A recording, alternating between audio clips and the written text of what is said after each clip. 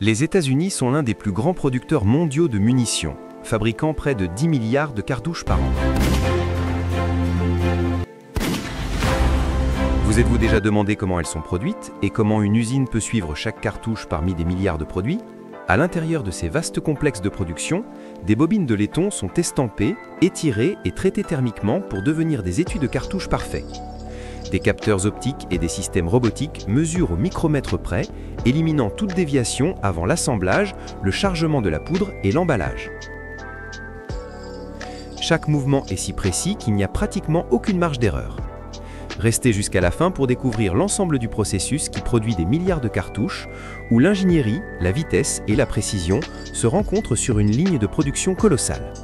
Les États-Unis dominent le monde en termes de production et de consommation de munitions, créant une industrie commercialement précieuse qui entraîne également des conséquences sociales et environnementales significatives. Les rapports de l'industrie estiment le marché mondial des munitions à environ 25,8 milliards de dollars en 2024, avec une demande qui devrait rester stable en raison de facteurs de sécurité et de défense. Cependant, cette valeur commerciale cache des coûts moins discutés. Chaque année, environ 70 000 tonnes métriques de plomb s'accumulent dans les stands de tir et les zones de chasse, s'infiltrant dans le sol, l'eau et la chaîne alimentaire, ce qui met de nombreuses espèces sauvages en danger de réduction de fertilité et d'empoisonnement à long terme. La réception des matières premières est la première étape et aussi l'une des plus importantes de toute la chaîne de production de munitions, où tout est étroitement contrôlé pour éviter les risques qui pourraient affecter les processus ultérieurs. Des camions livrent des bobines de laiton, des lingots métalliques et des caisses de produits chimiques à la zone de réception. Le personnel de l'entrepôt vérifie les documents et scanne les codes de lot pour mettre à jour le système d'inventaire. Ce n'est qu'après la correspondance des documents et le passage d'échantillons aléatoires à une inspection visuelle que l'envoi est transféré dans le stockage principal. Les matériaux sont strictement séparés par type. Les bobines de laiton sont stockées dans une zone pour le laminage, les lingots et les billets sont placés dans une zone distincte pour la fusion ou la coupe, et les produits chimiques sensibles, comme la poudre et les amorces, sont dirigés vers un stockage isolé avec des contrôles d'accès, des panneaux d'avertissement et des règles de sécurité claires. La sécurité au travail est toujours une priorité absolue. Le personnel suit des règles sur les vêtements de protection, utilise des équipements antistatiques et respecte les procédures de contrôle des risques avant de manipuler les matériaux. Les rebuts, les bavures et les copeaux métalliques sont séparés au quai de réception, clairement étiquetés et collectés pour le recyclage afin de réduire les déchets et les coûts d'opération. En parallèle, le service des achats effectue des audits périodiques des fournisseurs pour garantir une qualité stable et une origine traçable. Toutes les actions, de l'arrivée d'un camion au moment où les matériaux sont rangés, sont enregistrées dans le système. Le temps de réception, les codes de lot, les résultats d'inspection et l'emplacement de stockage sont consignés pour que tout puisse être tracé si nécessaire. Les matières premières sont ensuite mobilisées vers l'étape de formage des étuis, où les bobines de laiton sont transformées en étuis creux qui contiendront le reste de la cartouche. Le processus commence par du laiton plat introduit dans de lourdes presses d'estampage qui découpent des disques ronds appelés flancs. Ces flancs passent ensuite par une séquence d'opérations de formage qui étire le métal jusqu'à ce qu'il devienne un tube à parois fines avec la section transversale et le profil requis. Pendant cette étape, le métal a tendance à durcir, donc de courts traitements thermiques sont intercalés pour restaurer sa ductilité, éviter les fissures et permettre un formage ultérieur. L'objectif est toujours de produire un tube dimensionnellement stable, concentrique et sans défaut de surface. Une fois le corps cylindrique formé, un usinage supplémentaire crée les caractéristiques nécessaires pour le fonctionnement ultérieur.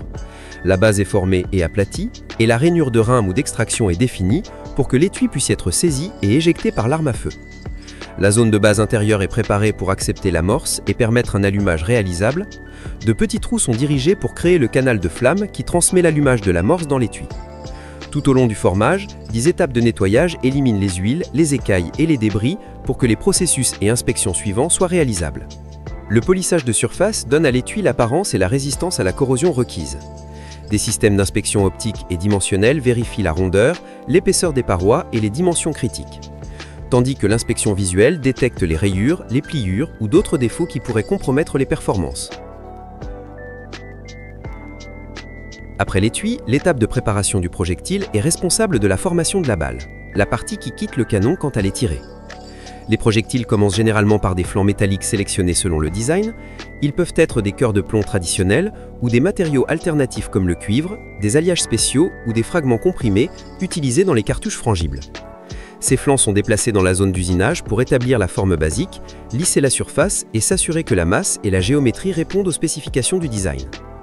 Dans beaucoup d'usines, les projectiles sont chemisés avec une fine couche de métal, pour réduire l'usure du canon et améliorer les performances aérodynamiques. Le chemisage et le polissage de surface visent à améliorer les performances balistiques et à prolonger la durée de vie de l'arme à feu. Après le formage et le polissage, chaque projectile est inspecté visuellement, pesé et mesuré dimensionnellement pour détecter immédiatement les défauts ou les déviations. Après la préparation des projectiles, la poudre devient un élément critique mais aussi le plus sensible de la chaîne de production. Donc tout est manipulé dans une zone dédiée sous des contrôles stricts. La poudre sans fumée est reçue et stockée par l'eau dans un entrepôt sécurisé avec contrôle de l'humidité, une bonne ventilation et des mesures pour minimiser les sources d'électricité statique ou d'étincelles. D'un point de vue qualité, chaque lot de poudre est testé selon les normes internes et les exigences légales avant d'être approuvé pour l'utilisation. Le laboratoire vérifie l'uniformité, la stabilité et les indicateurs de performance généraux et des échantillons sont conservés pour la traçabilité. À l'intérieur de l'usine, le déplacement de la poudre du stockage à la station de chargement se fait avec des équipements spécialisés et des procédures de sécurité pour éviter toute manipulation manuelle inutile.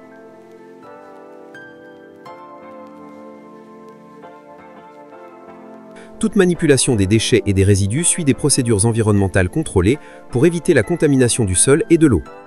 Enfin, la surveillance réglementaire et les inspections indépendantes jouent un rôle important pour garantir une gestion responsable de ce matériau sensible. Sur la base des contrôles de la poudre, la production et la manipulation des amorces sont traitées avec encore plus de prudence, car les amorces contiennent des composés hautement sensibles. Donc tout est étroitement managé pour réduire les risques. La production et la manipulation se déroulent dans des installations séparées avec un contrôle d'accès strict.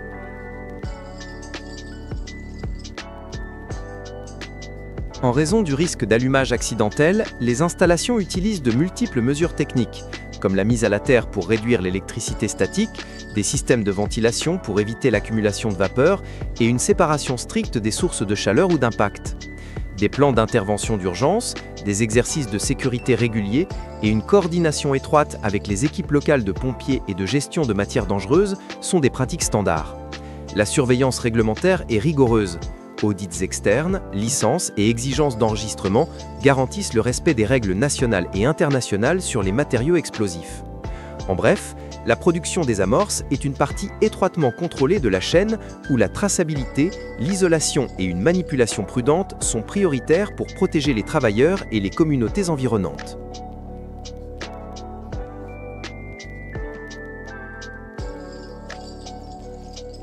Après l'étape de manipulation des amorces, la phase d'assemblage est celle où tous les composants séparés se réunissent pour former la cartouche finie, et elle est étroitement organisée pour garantir à la fois la sécurité et une qualité constante.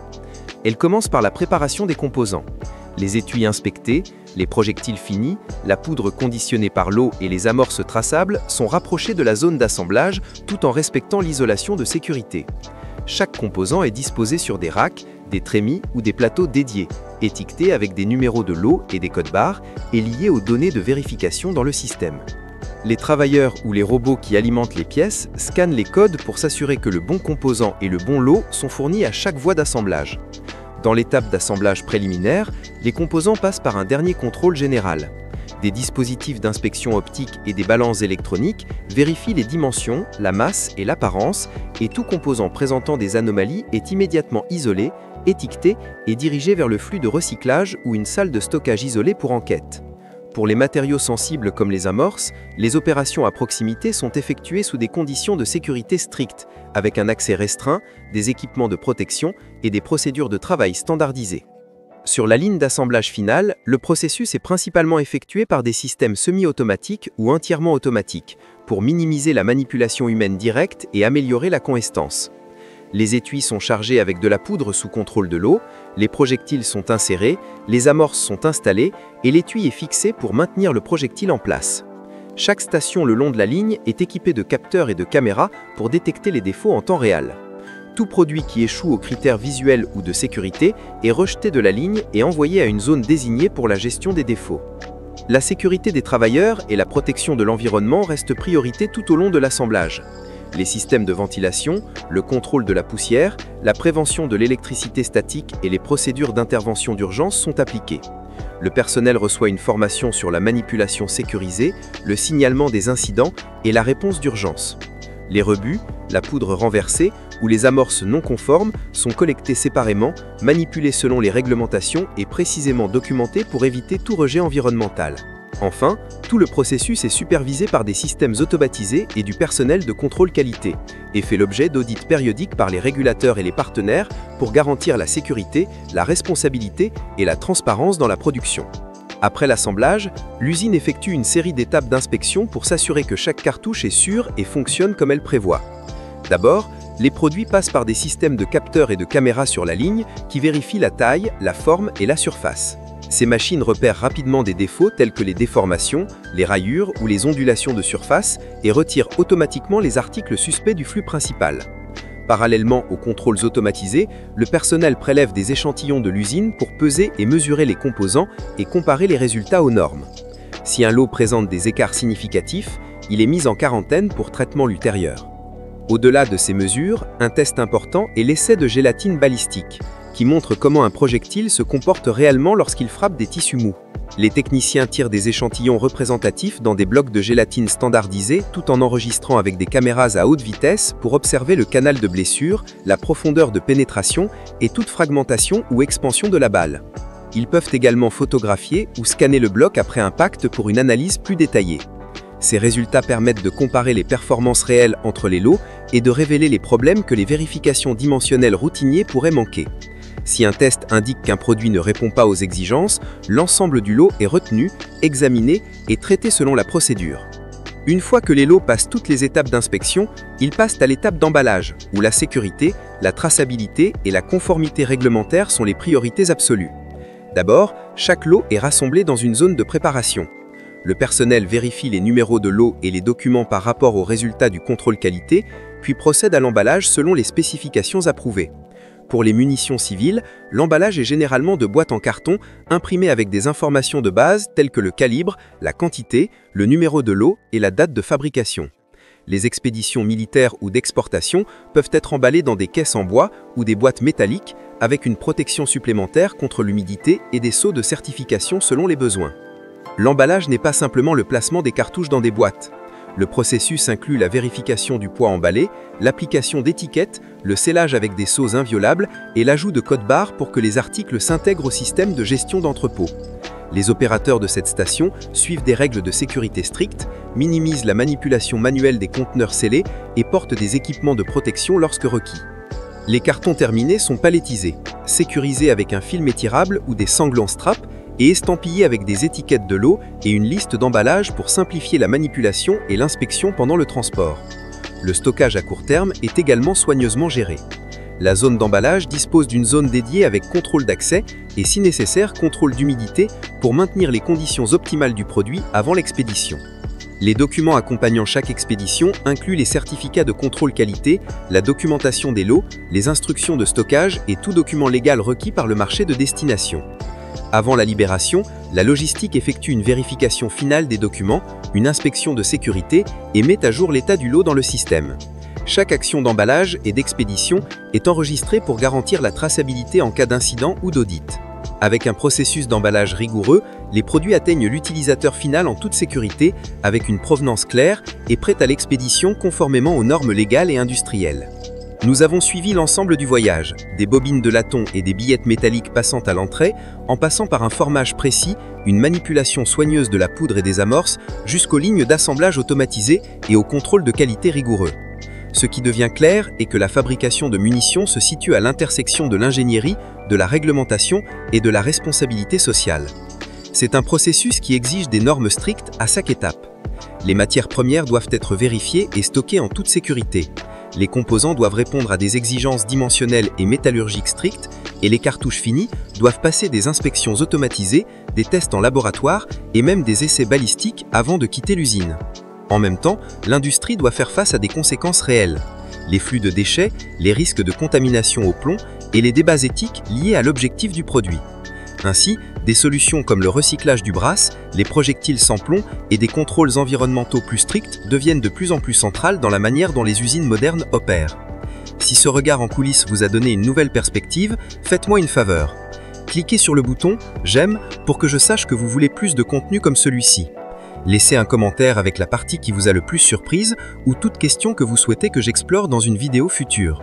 Si vous voulez suivre les prochains épisodes sur la technologie de fabrication, la sécurité des travailleurs, les solutions environnementales et les histoires de la chaîne d'approvisionnement, abonnez-vous à Tout s'explique et activez la cloche de notification pour ne pas manquer les nouvelles vidéos.